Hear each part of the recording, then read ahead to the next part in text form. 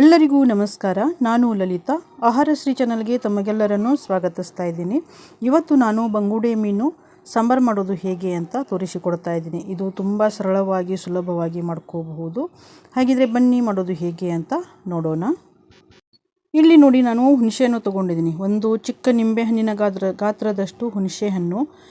ಈ ಹುಣಸೆಹಣ್ಣನ್ನು ನೀರು ಹಾಕಿ ಒಂದು ಸಲ ಚೆನ್ನಾಗಿ ತೊಳಿಬೇಕು. ಇದು ತೊಳೆದಾದ ನಂತರ ಇದಕ್ಕೆ ಮತ್ತೆ ಸ್ವಲ್ಪ ನೀರು ಹಾಕಿ ಇದನ್ನು ನಾವು ನೆನೆಯಲಿಕ್ಕೆ ಬಿಡೋಣ. ಹಾಗೆಯೇ ಇಲ್ಲಿ ಒಣಮೆಣಸಿನ್ಕಾಯಿ ತೊಗೊಂಡಿದ್ದೀನಿ. ಒಂದು 10ರಿಂದ 15 ಒಣಮೆಣಸಿನ್ಕಾಯಿ ತೊಗೊಂಡಿದ್ದೀನಿ. ಮೆಣಸಿನ್ಕಾಯಿ ತೊಟ್ಟು ಎಲ್ಲ ತೆಗೆದು ಒಂದು ಬೌಲ್ನಲ್ಲಿ ಹಾಕಿ ಇದರಲ್ಲಿ ಬಿಸಿ ನೀರು ಹಾಕಿ ನೆನೆಯಲಿಕ್ಕೆ ಬಿಡೋಣ. ಇದರಲ್ಲಿ ನಾನೀಗ ಬಿಸಿ ನೀರು ಹಾಕಿ ಇದನ್ನು ಕೂಡ ನೆನೆಯಲಿಕ್ಕೆ ಇಡ್ತಾ ಇದ್ದೀನಿ. ನೀವು ಬಿಸಿ ನೀರು ಹಾಕಲಿಲ್ಲ ಅಂದರೆ ಒಂದು ಸ್ವಲ್ಪ ನೀವು ಬಿಸಿ ಮಾಡ್ಕೋಬಹುದು. ಒಂದು ತವಾದಲ್ಲಿ ಹಾಕಿ ಸ್ವಲ್ಪ ಬಿಸಿ ಮಾಡ್ಕೋಬಹುದು ಮತ್ತು ನೆನೆಯಲಿಕ್ಕೆ ಇಡಬಹುದು. ಹಾಗೆಯೇ ಇಲ್ಲಿ ನೋಡಿ, ಬಂಗುಡೆ ಮೀನು ತೊಗೊಂಡಿದ್ದೀನಿ. ಒಂದು 4 ಮೀನು ಇದೆ ಇದು.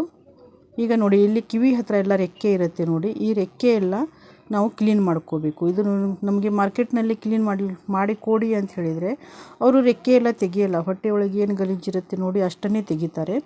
ಕೆಲವರಿಗೆ ಮೀನು ಕ್ಲೀನ್ ಮಾಡೋದು ಗೊತ್ತಿರುತ್ತೆ, ಕೆಲವರಿಗೆ ಗೊತ್ತಿರಲ್ಲ. ಗೊತ್ತಿಲ್ಲ ಅನ್ನೋರು ನಾನು ತೋರಿಸ್ಕೊಡ್ತಾ ಇದ್ದೀನಿ ನೋಡಿ, ಈ ರೀತಿಯಾಗಿ ನೀವು ಕ್ಲೀನ್ ಮಾಡ್ಕೋಬೋದು.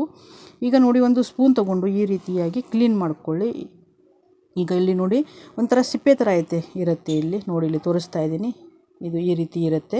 ಅದೆಲ್ಲ ನಾವು ತೆಗಿಬೇಕಾಗತ್ತೆ ಕ್ಲೀನ್ ಮಾಡಿ. ಗೊತ್ತಿಲ್ಲ ಅನ್ನೋರು ಈ ರೀತಿಯಾಗಿ ತೆಗಿಬೇಕು. ನೀವು ಕೆಳಗಡೆ ಕೂತ್ಕೊಂಡು ಇಳಿಗೆ ಮನೆ ಮೇಲೇನೋ ಕೂತ್ಕೊಂಡು ಮಾಡಬಹುದು. ಇಳಿಗೆಗೆ ಇದನ್ನು ಮಾಡಿ, ನಾನು ಇಲ್ಲಿ ಸುಲಭವಾಗಿ ನಿಮಗೆ ಗೊತ್ತಿಲ್ಲ ಅನ್ನೋರಿಗೆ ತೋರಿಸಿಕೊಡ್ತಾ ಇದ್ದೀನಿ. ಈ ರೀತಿಯಾಗಿ ಕ್ಲೀನ್ ಮಾಡಿ ತಗೊಂಡು ಈ ರೆಕ್ಕೆ ಏನಿರುತ್ತೆ ನೋಡಿ, ಈ ರೆಕ್ಕೆಯನ್ನು ಈ ರೀತಿಯಾಗಿ ಕಟ್ ಮಾಡ್ಕೊಳ್ಳಿ.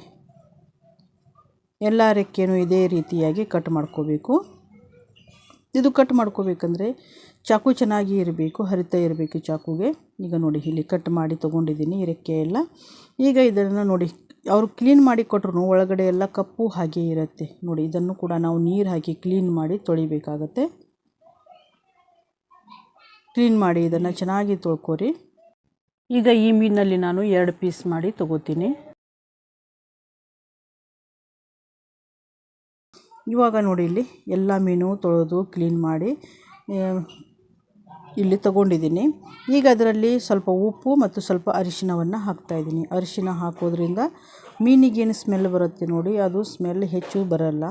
ಅದಕ್ಕೋಸ್ಕರ ಇಲ್ಲಿ ನಾವು ಅರಿಶಿಣವನ್ನು ಹಾಕಬೇಕಾಗತ್ತೆ. ಇಲ್ಲಿ ಅರಿಶಿಣವನ್ನು ಹಾಕಿ ಇದರ ಮೇಲೆ ಒಂದು ಪ್ಲೇಟನ್ನು ಮುಚ್ಚಿ ಇದನ್ನು ಕೂಡ ರೆಸ್ಟ್ ಮಾಡಲಿಕ್ಕೆ ಒಂದು 10ರಿಂದ 15 ನಿಮಿಷನಾದರೂ ನಾವು ಇದನ್ನು ಬಿಡಬೇಕು. ಅಂದರೆ ಟೇಸ್ಟ್ ಚೆನ್ನಾಗಿ ಬರುತ್ತೆ. ಸಾಂಬಾರು ಮಾಡೋದಾಗಲಿ ಮತ್ತು ಫ್ರೈ ಮಾಡೋದಾಗಲಿ ನಾವು ಈ ರೀತಿ ಮಾಡಿಟ್ರೆ ಟೇಸ್ಟ್ ಚೆನ್ನಾಗಿ ಬರುತ್ತೆ. ಈಗ ಇಲ್ಲಿ 2 ಟೀ ಸ್ಪೂನಷ್ಟು ನಾನು ಧನಿಯಾ ಕಾಳು ತೊಗೊಂಡು ಸ್ವಲ್ಪ ಇದನ್ನು ನಾವು ಬಿಸಿ ಮಾಡ್ಕೋಬೇಕು. ಸ್ವಲ್ಪ ಬಿಸಿ ಆದರೆ ಸಾಕು, ಹೆಚ್ಚೇನು ಬಹಳ ಕಲರ್ ಚೇಂಜ್ ಆಗೋವರೆಗೂ ಇದು ಬಿಸಿ ಮಾಡ್ಕೊಳ್ಳೋದು ಬೇಡ. ಈಗ ನಾವೇನು ಮೆಣಸಿನ್ಕಾಯಿ ನೆನೆಯಲಿಕ್ಕೆ ಇಟ್ಟಿದ್ದೀವಲ್ಲ, ಇದು ಮೆಣಸಿನ್ಕಾಯಲ್ಲಿ ಚೆನ್ನಾಗಿ ನೆನೆದಿದೆ. ಈ ಮೆಣಸಿನ್ಕಾಯಿ ಮತ್ತು ನಾವು ಬಿಸಿ ಮಾಡ್ಕೊಂಡಿರುವಂಥ ಧನಿಯಾ ಕಾಳು, ಹಾಗೆಯೇ ಇಲ್ಲಿ ನಾನು ಟೊಮೆಟೊ 3 ತೊಗೊಂಡಿದ್ದೀನಿ. ಈ ಸೈಜಿನ ಮೀಡಿಯಮ್ ಸೈಜಿನ 3 ಟೊಮೆಟೊ ತೊಗೊಂಡಿದ್ದೀನಿ. ಹಾಗೆಯೇ ಬೆಳ್ಳುಳ್ಳಿ 1 ಗಡ್ಡೆ, 1 ಈರುಳ್ಳಿ ಮತ್ತು 1 ಇಂಚಿನಷ್ಟು ನಾನಿಲ್ಲಿ ಹಸಿ ಶುಂಠಿ ತೊಗೊಂಡಿದ್ದೀನಿ. ಇದೆಲ್ಲ ಮಿಕ್ಸಿ ಜಾರಿಗೆ ಹಾಕಿ ನಾವು ಇದನ್ನು ರುಬ್ಕೋಬೇಕಾಗತ್ತೆ. ಇದರಲ್ಲಿ ಈಗ 1 ಹೋಳು ತೆಂಗಿನ ತುರಿಯನ್ನು ತೊಗೊಂಡಿದ್ದೀನಿ, ಅಂದರೆ ಅರ್ಧ ತೆಂಗಿನಕಾಯಿ ತೊಗೊಂಡಿದ್ದೀನಿ. ಹಾಗೆಯೇ ನಾವೇನು ಹುಣಸೆಹಣ್ಣು ನೆನೆಯಲಿಕ್ಕೆ ಇಟ್ಟಿದ್ದೀವಲ್ಲ ಅದನ್ನು ಕೂಡ ಹಾಕಿದ್ದೀನಿ. ಅದನ್ನು ಹಾಕಿ ಸ್ವಲ್ಪ ರುಬ್ಕೊಂಡಿದ್ದೀನಿ. ರುಬ್ಬಿ ಆದ ನಂತರ ಇದರಲ್ಲಿ ಮತ್ತು ಕೊತ್ತಂಬರಿ ಸೊಪ್ಪು ಸ್ವಲ್ಪ ಮತ್ತು ಅರಿಶಿಣವನ್ನು ಸೇರಿಸಿ ಇದನ್ನು ಇಲ್ಲಿ ನೈಸಾಗಿ ರುಬ್ಕೊಂಡಿದ್ದೀನಿ. ಯಾವಾಗಲೂ ಮೀನಿನ ಮಸಾಲೆ ನೈಸಾಗಿ ರುಬ್ಕೋಬೇಕಾಗತ್ತೆ. ಈಗ 2 ಟೇಬಲ್ ಸ್ಪೂನಷ್ಟು ಇಲ್ಲಿ ಪಾತ್ರೆಗೆ ಎಣ್ಣೆ ಹಾಕ್ಕೊಳ್ತಾ ಇದ್ದೀನಿ. ಗ್ಯಾಸ್ ಕೂಡ ಆನ್ ಮಾಡ್ಕೊಂಡಿದ್ದೀನಿ. ಆನ್ ಮಾಡಿ ಇದರಲ್ಲಿ ನಾನು ಬೆಳ್ಳುಳ್ಳಿಯನ್ನು 1 ಗಡ್ಡೆ ಬೆಳ್ಳುಳ್ಳಿಯನ್ನು ಜಜ್ಜಿ ಹಾಕಿದ್ದೀನಿ. ಬೆಳ್ಳುಳ್ಳಿ ಫ್ರೈ ಆದ ನಂತರ ನಾವೇನು ಮಸಾಲೆ ಮಾಡ್ಕೊಂಡಿದ್ವಿ ಅಲ್ಲ, ಈ ಮಸಾಲೆಯನ್ನು ಇದಕ್ಕೆ ಹಾಕ್ತಾಯಿದ್ದೀನಿ. ಹಾಕಿ ಇದನ್ನು ಸ್ವಲ್ಪ ಈ ರೀತಿಯಾಗಿ ಮಿಕ್ಸ್ ಮಾಡಿಕೊಳ್ಳಿ. ಈಗ ಇದರಲ್ಲಿ ಅದೇ ಮಿಕ್ಸಿ ಜಾರ್ನಲ್ಲಿ ಸ್ವಲ್ಪ ನೀರು ಹಾಕಿ ಇದನ್ನು ಕೂಡ ಇಲ್ಲಿ ಹಾಕ್ಕೊಳ್ತಾ ಇದ್ದೀನಿ. ಹಾಕಿ ನಿಮಗೆ ಸ್ವಲ್ಪ ಹೇಗೆ ಬೇಕು ನೋಡಿ, ದಪ್ಪ ಬೇಕಂದರೆ ದಪ್ಪ, ಸ್ವಲ್ಪ ತೆಳಗೆ ಬೇಕಂದರೆ ತೆಳಗೆ ನೀವು ಸಾರನ್ನು ಮಾಡ್ಕೋಬಹುದು. ನಾನು ಈ ರೀತಿಯಾಗಿ ಇಲ್ಲಿ ಸಾರು ಮಾಡ್ಕೊಳ್ತಾ ಇದ್ದೀನಿ. ಇದು ತಣ್ಣಗಾದ ನಂತರ ಮತ್ತೆ ದಪ್ಪ ಆಗುತ್ತೆ. ಇವಾಗ ನಾನು ಈ ರೀತಿಯಾಗಿ ಮಾಡ್ಕೊಳ್ತಾ ಇದ್ದೀನಿ. ಇದರಲ್ಲಿ ಸ್ವಲ್ಪ ಉಪ್ಪು ಸೇರಿಸ್ತಾ ಇದ್ದೀನಿ, ರುಚಿಗೆ ತಕ್ಕಷ್ಟು ಉಪ್ಪು.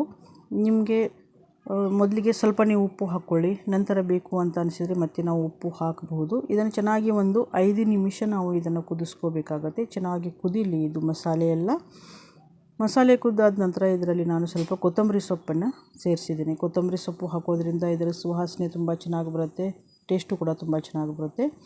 ಇವಾಗ ಇಲ್ಲಿ ಸಾಂಬಾರು ಕುದೀತಾ ಇದೆ. ಕುದಿಯೋ ಸಾಂಬಾರಿಗೆ ನಾವು ಈ ಮೀನನ್ನು ಹಾಕಬೇಕು. ಮೀನು ಹಾಕಿ ಒಂದು 2ರಿಂದ 3 ನಿಮಿಷ ಇದನ್ನು ನಾವು ಬೇಯಿಸ್ಕೊಂಡ್ರೆ ಸಾಕು. ಮೀನಿನ ಸಾಂಬಾರು ಇಲ್ಲಿ ರೆಡಿ ಆಗುತ್ತೆ. ಇವಾಗ ನೋಡಿ, ಇಲ್ಲಿ ಮೀನಿನ ಸಾಂಬಾರು ರೆಡಿಯಾಗಿದೆ. ಇವಾಗ ಈ ರೀತಿ ಇದೆ. ನಂತರ ತಣ್ಣಗಾದ ನಂತರ ಸ್ವಲ್ಪ ದಪ್ಪ ಆಗುತ್ತೆ ಇದು. ಈಗ ಇದನ್ನು ಒಂದು ಬೌಲ್ನಲ್ಲಿ ನಾನು ಸರ್ವ್ ಮಾಡ್ತಾ ಇದ್ದೀನಿ. ಈ ವಿಡಿಯೋ ನಿಮಗೆ ಇಷ್ಟ ಆಯಿತು ಅಂದರೆ ಒಂದು ಲೈಕ್ ಕೊಡಿ. ಹಾಗೆಯೇ ನಿಮ್ಮ ಅನಿಸಿಕೆಗಳನ್ನು ಕಮೆಂಟ್ ಮಾಡಿ. ಹಾಗೆಯೇ ಇನ್ನಷ್ಟು ಸುಲಭವಾಗಿ ಮಾಡುವಂತಹ ಅಡುಗೆಗಳನ್ನು ನೋಡಲಿಕ್ಕೆ ಆಹಾರಶ್ರೀ ಚಾನಲನ್ನು ಸಬ್ಸ್ಕ್ರೈಬ್ ಮಾಡಿ. ದಯವಿಟ್ಟು ಎಲ್ಲರೂ ಸಬ್ಸ್ಕ್ರೈಬ್ ಮಾಡಿ ಮತ್ತು ಸಪೋರ್ಟ್ ಮಾಡಿ. ಈ ವಿಡಿಯೋವನ್ನು ಪೂರ್ತಿಯಾಗಿ ನೋಡಿದ ತಮಗೆಲ್ಲರಿಗೂ ನನ್ನ ಧನ್ಯವಾದಗಳು.